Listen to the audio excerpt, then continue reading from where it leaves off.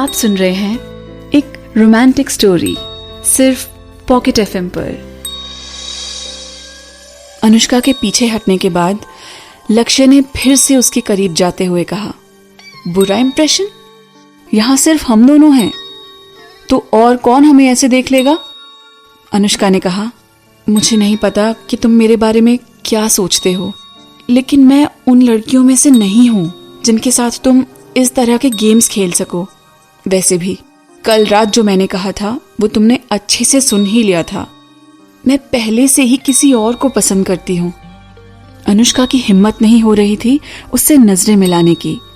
वो सिर नीचे झुकाए ही पीछे पीछे होती जा रही थी।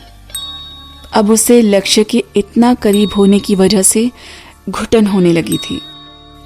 पीछे होते होते वो दीवार तक पहुंच गई थी। अब वो और पीछे नहीं हो सकती थी।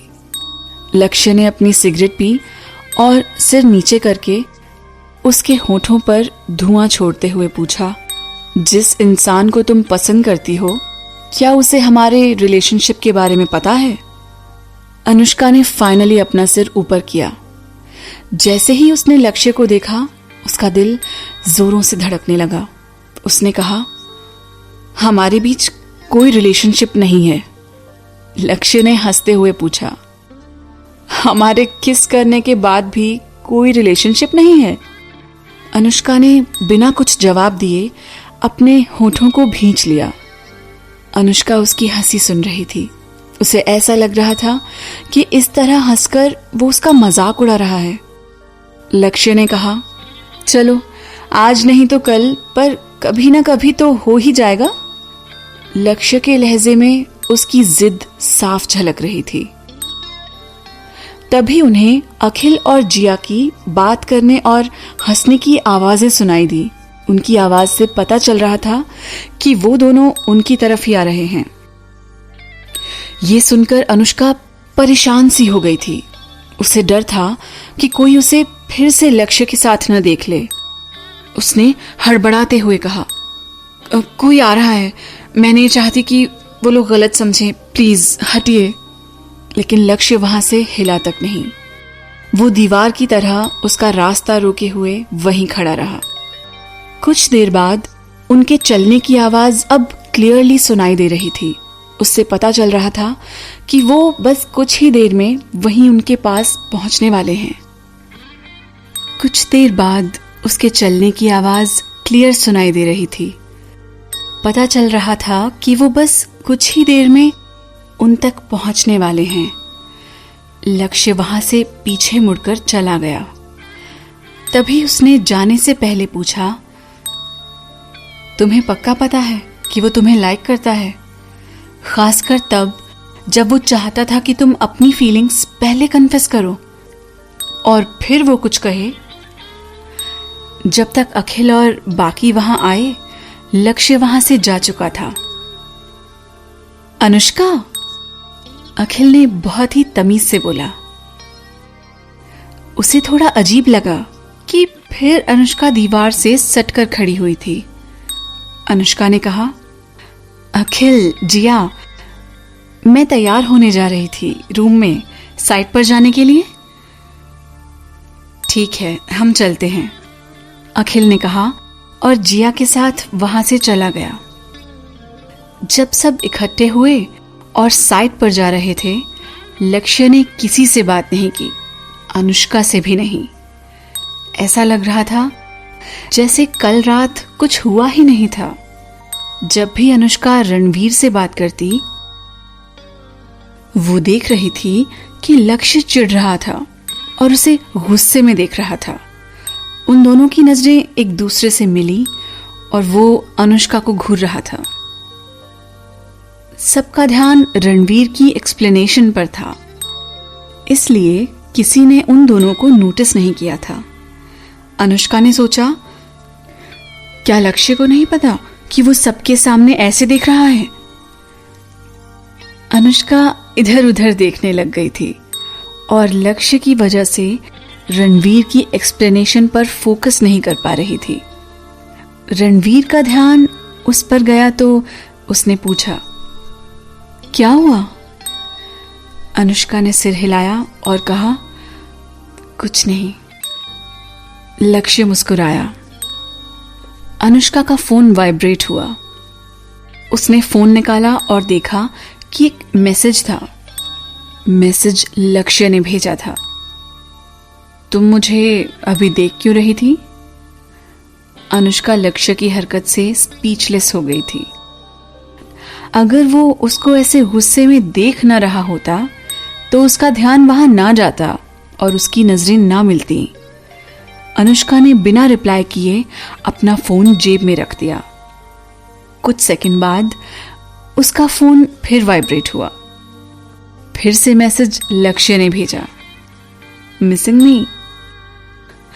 अनुष्का ने सोचा, मैंने कभी किसी को इतना बेशर्म नहीं देखा। अनुष्का ने उसे फिर इग्नोर कर दिया। उसका फोन फिर वाइब्रेट हुआ। इस बार पहले से भी जल्दी मैसेज आया था। तुमने रणवीर को सच क्यों नहीं बताया जब उसने तुमसे पूछा?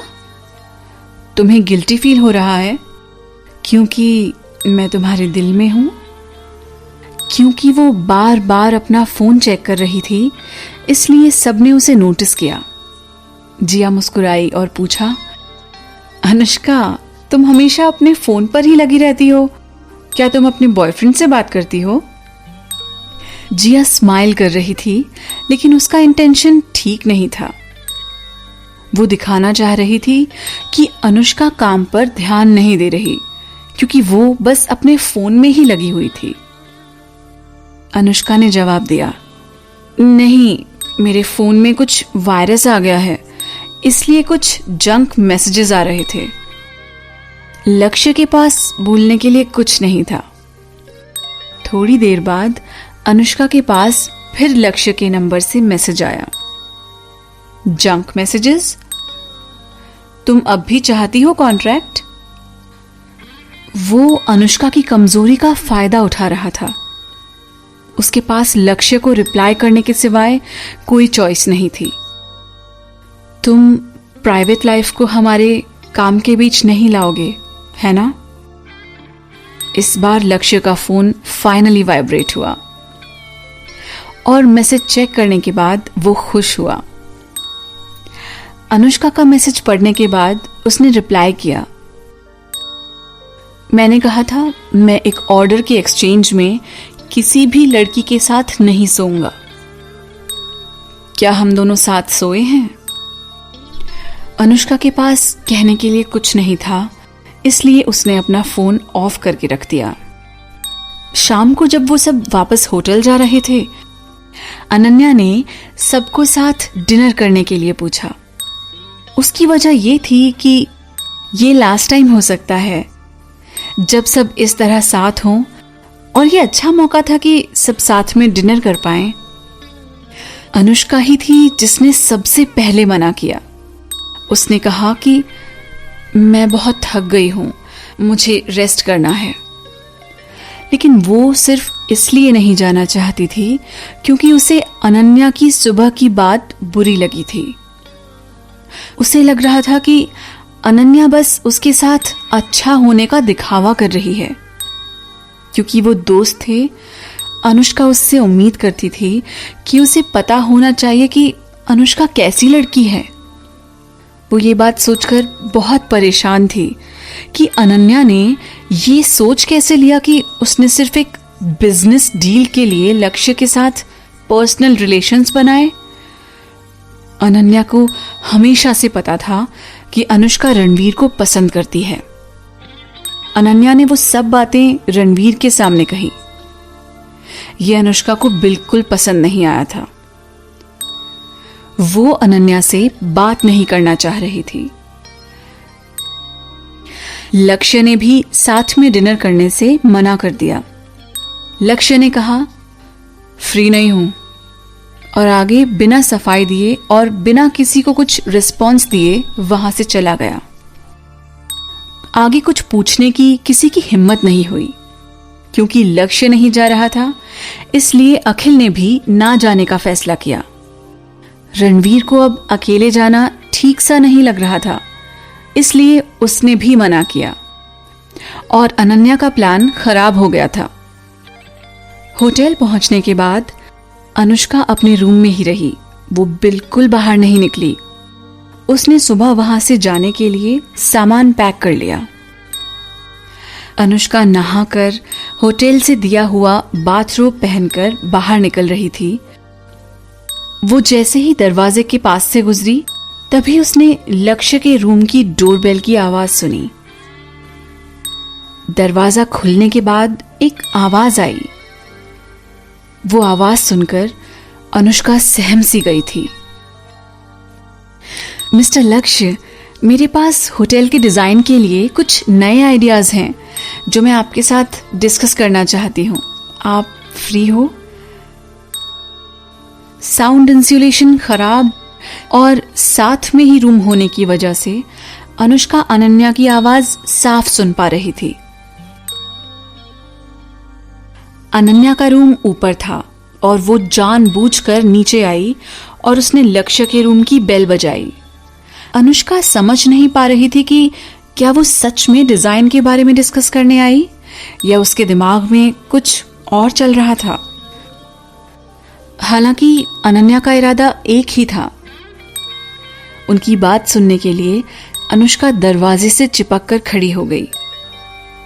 उसे पता नहीं था कि लक्ष्य अब क्या करने वाला है। लक्ष्य ने अनन्या की तरफ देखा, जिसने एक टाइट ब्लैक कलर की पतली स्ट्रैप वाली नाइट ड्रेस पहनी हुई थी। उसके कपड़े काफी रिवीलिंग थे। जब लक्ष्य ने उसे देखा तो अनन्या शर्मा रही थी। उसकी ड्रेस और गालों पर पिंक ब्लश ने उसे काफी सेडक्टिव बना दिया था। उसने अपना सिर नीचे कर लिया था क्योंकि वो लक्ष्य से शर्मा रही थी, जिस वजह से वो ये नहीं नोटिस कर पा रही थी कि लक्ष्य उसे ऐसे देखकर इग्नोर कर रहा था। लक्ष्य ने बहुत ही नॉर्मल होकर अपनी पॉकेट में हाथ डालकर पूछा, तुम यहाँ डिजाइन के बारे में बात करने आई हो या प्रोडक्शन के बारे में बात करने? अनन्या हैरान रह गई थी। उसे एकदम से समझ नहीं आया था कि लक्ष्य का प्रोडक्शन से क्या मतलब था। चुप और क्लासी लक्ष्य ने अनन्या को डर्टी जोक के साथ वेलकम किया। लक्ष्य की नजरों से अनन्या के दिल की धड़कनें तेज हो गई थीं। उसने उम्मीद नहीं की थी कि लक्ष्य इतना डायरेक्ट होकर बोल देंगे। वो सोच रही थी कि अगर सेम चीज कल रात को अनुष्का के साथ हुई होती तो। लक्ष्य, अनन्या ने शर्माते हुए सेडक्टिव होकर उसका नाम फुसफुसाया। उसने फिर लक्ष्य को देखते हुए कहा, अगर लक्ष्य ये चाहते हैं तो। एक सेकंड, लक्ष्य ने वापस अपने रूम में अंदर जाने से पहले कहा। अनन्या उसके पीछे चलने गई थी कि तभी 2 कदम बढ़ाते ही लक्ष्य ने पीछे मुड़कर कहा, मैंने तुम्हें बाहर वेट करने के लिए कहा, तुम अंदर नहीं आ रही हो। अनन्या हैरान रह गई और वहीं खड़ी हो गई। उसे समझ नहीं आ रहा था कि वो क्या करे। लक्ष्य, वो अपनी एम्बेरसमेंट अपनी हंसी के पीछे छुपाना चाह रही थी, लेकिन लक्ष्य की गुस्से वाली नजरों ने उसे अंदर आने नहीं दिया। लक्ष्य ने कहा, बाहर वेट करो। अनन्या की हंसी बिल्कुल रुक गई थी। वो अपने होंठ चबाने लगी। वो दरवाजे के पास खड़ी थी और वो अनदेखी बाउंड्री लाइन क्रॉस करने की हिम्मत नहीं जुटा पा रही थी। लक्ष्य अपने फोन की तरफ गया और दरवाजे के सामने रखी चेयर पर जाकर बैठ गया। वो बस कुछ मीटर ही दूर था अनन्या से। दोनों के बीच में थोड़ी सी ही जगह थी, लेकिन उसने अनन्या को अंदर नहीं आने दिया। वहां बैठकर लक्ष्य अनन्या को देख रहा था। उस वक्त अनन्या समझ गई थी कि वो उसकी इंसल्ट कर रहा। उसका चेहरा पीला पड़ गया था। जब उसने लक्ष्य के टॉन्ट मारने वाले एक्सप्रेशन देखे तो उसको बहुत ही इंसल्टेड फील हो रहा था। और वो बस अब वहां से जाना चाह रही थी। जैसे ही वो बस वहां से जाने वाली थी, उसने लक्ष्य की आवाज फोन पर बात करते सुनी। अखिल, मिस अनन्या के पास डिजाइन्स को लेकर कुछ नए आइडियाज हैं जिन्हें वो डिस्कस करना चाहती हैं। प्लीज आ जाओ, ये अभी मेरे दरवाजे पर हैं, आप आ जाओ और बात कर लो। अनन्या नहीं चाह रही थी कि अखिल वहां आए, क्योंकि वो आ जाता और अनन्या को ऐसे देख लेता तो उसकी और बेइज्जती होती। अनन्या ने कहा, लक्ष्य, मुझे लगता है आज आप फ्री नहीं हो, तो मैं यहां से चली जाती हूं। प्लीज अखिल को इसके लिए परेशान मत करिए। मैं चली जाती हूं। अनुष्का अपने दरवाजे से कान चिपकाकर सब सुन रही थी। उसने अनन्या की टोन में चेंज नोटिस कर लिया था। उसकी आवाज से पता चल रहा था कि वो अब इंसल्टेड महसूस कर रही थी। अनुष्का ने कदमों की आवाज सुनी। लक्ष्य ने क्या कहा था वो सब अनुष्का नहीं सुन पाई थी। उसने बस लास्ट में अनन्या की आवाज ही सुनी थी। जब वो अब कोई और आवाज नहीं सुन पा रही थी, उसने दरवाजा खोला और उसने बाहर आसपास चुपके से झांका। उसने अनन्या को वहां से जाते हुए देखा। सुन लिया सब? उसे ऊपर से लक्ष्य की छेड़ते हुए आवाज आई। अनुष्का ने जल्दी से अपना सिर ऊपर करके देखा। उसने देखा लक्ष्य वहां दीवार का सहारा लिए अपने दोनों हाथ फोल्ड करके वहां खड़ा था। वो अनुष्का को बस देखे ही जा रहा था। उसके एक्सप्रेशन से ऐसा लग रहा था जैसे कि वो उसका मजाक उड़ा रहा है। अनुष्का शर्माई और कुछ भी कहे बिना दरवाजा बंद कर लिया। सर, अखिल फटाफट वहां फोन करते ही आ गया था। जब वो भागकर आ रहा था तो उसका पेट ऊपर नीचे हिल रहा था। मिस अनन्या कहाँ हैं? अखिल ने इधर उधर देखते हुए पूछा। उसने लक्ष्य के रूम के अंदर भी झांका, लेकिन उसे अनन्या कहीं नहीं दिखी। लक्ष्य ने बिना पीछे मुड़े जवाब दिया, वो चली गई है, तुम भी जा सकते हो, और अंदर जाकर दरवाजा बंद कर लिया। अखिल ने पहले लक्ष्य के रूम का दरवाजा देखा और फिर अनुष्का के रूम का। जब अखिल वापस अपने रूम में जा रहा था तो सोच रहा था कि अनन्या लक्ष्य के पास जरूर कुछ गलत इरादे से गई होंगी। वो खुद को लक्ष्य के आगे ऑफर कर रही होंगी, लेकिन लक्ष्य इंटरेस्टेड नहीं होगा। तब से अखिल अनुष्का को पहले से ज्यादा सीरियसली लेने लग गया था। अनुष्का ने अपने रूम में वापस आने के बाद अपने बाल सुखाए। जो कुछ हुआ था वो उससे परेशान थी। अनुष्का का शक सच में बदल गया था। एक दिन पहले अनन्या ही बिजनेस डील के लिए खुद को ना बेचने की सलाह दे रही थी और खुद ही इतनी जल्दी बदल गई और लक्ष्य के लिए खुद को बेचने आ गई थी। उसने अपना सिर हिलाया। वो डिसअपॉइंटेड थी। उसके और उसकी बचपन की फ्रेंड के बीच कुछ आ गया था जो ठीक नहीं था। बचपन के दोस्त होने के बाद भी उसे अब और नहीं पता था कि अनन्या कौन है। अनुष्का उस पूरी रात ठीक से सो नहीं पाई थी। संडे मॉर्निंग वो सब वापस आ गए थे। अनुष्का की कॉन्सेप्ट की वजह से कॉन्ट्रैक्ट उसे मिल गया था। संडे को थोड़ा रेस्ट करने के बाद वो अपने डिजाइन डायग्राम पर काम करने लग गई थी और अपने ड्राफ्ट में कुछ करेक्शंस कर रही थी। लक्ष्य ने कुछ जरूरी डेटा के साथ 2 हफ्ते दिए थे उन्हें ब्लूप्रिंट सबमिट करने के लिए। अनुष्का को अभी अपने डिजाइन्स में उन्हें सबमिट करने से पहले कुछ मॉडिफिकेशंस करने थे। रमेश ने उन दिनों उसे पूरा सपोर्ट किया था। उसने अनन्या को ऑफिस और बाकी काम करने के लिए मना कर दिया था ताकि वो प्रोजेक्ट पर फोकस कर पाए।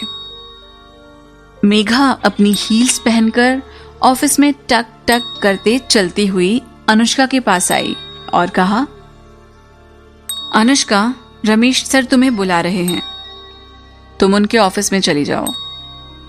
मेघा अपना मैसेज देने के बाद लाउंज में चली गई। अनुष्का ने रमेश के ऑफिस में जाने से पहले अपने डिजाइन डायग्राम्स डेस्क के ड्रॉवर में लॉक कर दिए थे। थोड़ी देर बाद काव्या के पास एक क्लाइंट की कॉल आई और वो भी क्लाइंट के साथ मीटिंग के लिए चली गई थी। ऑफिस में अब कोई भी नहीं था। मेघा लाउंज से वापस आई और उसने इधर उधर देखा। वो अनुष्का के डेस्क के पास गई और उसके हाथ में एक छोटी सी चाबी थी जिससे उसने ड्रॉवर का लॉक खोला और उसके डिजाइन डायग्राम निकाल लिए। मेघा ने डिजाइन पकड़कर कहा, मैं भी देखना चाहती हूं कि तुम बिना डिजाइन डायग्राम के खन्ना कॉन्ट्रैक्ट को कैसे बचाओगी। जब काव्या वापस आई तो उसने अनुष्का को बेचैन होकर अपनी टेबल और ड्रॉवर में कुछ ढूंढते हुए देखा। उसने अपना पूरा ड्रॉवर निकाल दिया था और पूरा डेस्क फैला हुआ था। काव्या ने पूछा, अनुष्का, क्या हुआ? काव्या उसके पास गई और उसने नोटिस किया कि अनुष्का के माथे पर पसीना था। अनुष्का ने काव्या को देखकर कहा,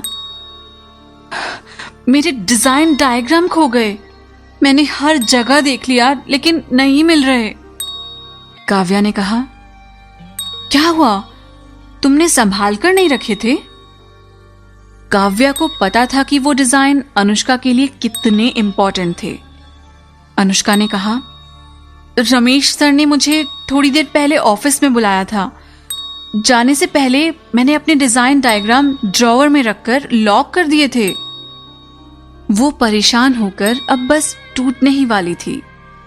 काव्या ने पहली बार उसको ऐसे टूटने की हालत में देखा था। अनुष्का तब भी दुखी थी जब कॉन्ट्रैक्ट उससे छीनकर किसी और को दे दिया था और उसने रिजाइन किया था, लेकिन तब भी वो इतनी शैटर्ड नहीं थी। काव्या ने कहा, तुम्हारे जाने के थोड़ी देर बाद ही मैं भी क्लाइंट मीटिंग के लिए चली गई थी। ऑफिस में कोई नहीं था। काव्या बोलते बोलते चुप हो गई और उसे याद आया, नहीं, मेघा लाउंज में ही थी। मैंने उसे बाहर आते हुए नहीं देखा था। मेरे जाने के बाद बस मेघा ही ऑफिस में थी। अनुष्का हैरान रह गई थी। काव्या ने जोर से जमीन पर पैर मारा और शिकायत की, इसने ही किया होगा। खन्ना वाले इंसिडेंट के बाद इसकी बेइज्जती हो गई थी और ये बस तुमसे बदला लेने का मौका ढूंढ रही थी। तभी वहां मेघा पहुंची। मेघा ने अपनी हाई हील्स में चलते हुए कहा, काव्या, तुम कितनी बेशर्म हो जो मेरी पीठ पीछे मेरे बारे में ऐसी बातें कर रही हो। काव्या की बात सुनकर उसे गुस्सा आ गया। काव्या ने तिरछी नजर से देखते हुए पूछा, मेघा, क्या तुमने ही अनुष्का के डिजाइन डायग्राम लिए हैं? मेघा ने कहा, डिजाइन डायग्राम? किसके डायग्राम? काव्या ने अपनी आवाज ऊंची करते हुए पूछा। अनजान बनना बंद करो। मैं खन्ना होटल के डिजाइन के बारे में बात कर रही हूँ। मेरे जाने के बाद ऑफिस में बस तुम ही अकेली थी। बोलो, तुमने ही लिए हैं ना? वो अब और अपना गुस्सा कंट्रोल नहीं कर पा रही थी। मेघा ने अपना बैग टेबल पर फेंकते हुए और गुस्से में चीखते हुए कहा, बेवकूफों वाली बात मत करो। तुम्हारी आवाज ऊंची करने से तुम्हारी बात सच नहीं हो जाएगी। तुम्हारी हिम्मत भी कैसे हुई मेरे ऊपर ये ब्लेम डालने की? इस कहानी में आगे क्या होगा जानने के लिए सुनते रहिए पॉकेट FM।